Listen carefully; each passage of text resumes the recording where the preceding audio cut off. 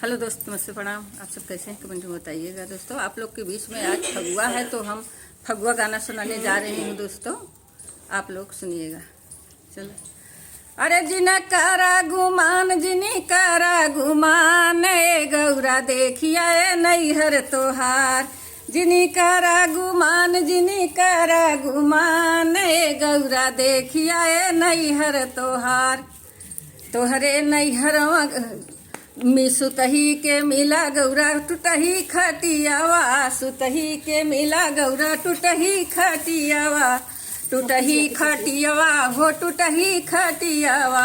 ओहमें खटमल तमाम, ओहमें खटमल तमाम, ए गौरा देखिया ए नैहर तोहार।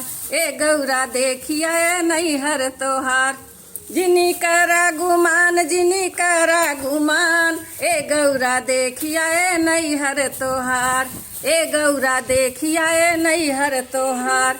पियही के मिला गौरा गुरयो पानी, पियही के मिला गौरा गुरयो पानी।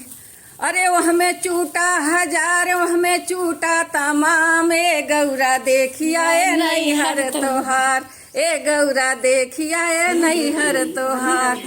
जिनी करा गुमान, जिनी करा गुमान, ए गौरा देखिया ए नैहर तोहार।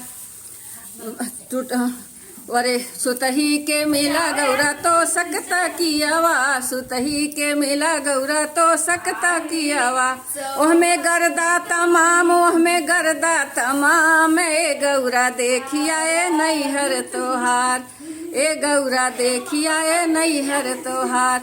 जिनी करा गुमान, जिनी करा गुमान, ए गौरा देखिया ए नैहर तोहार। जिनी करा गुमान, जिनी करा गुमान, ए गौरा देखिया ए नैहर तोहार। तो दोस्तों फगुआ गीत आप लोग को कैसा लगा बताइएगा। आप लोग एक छोटा सा गीत आज फगुआ था, मैं फगुआ पे सुना दी। दोस्तों आप लोग को कैसा लगा कमेंट में बताइएगा।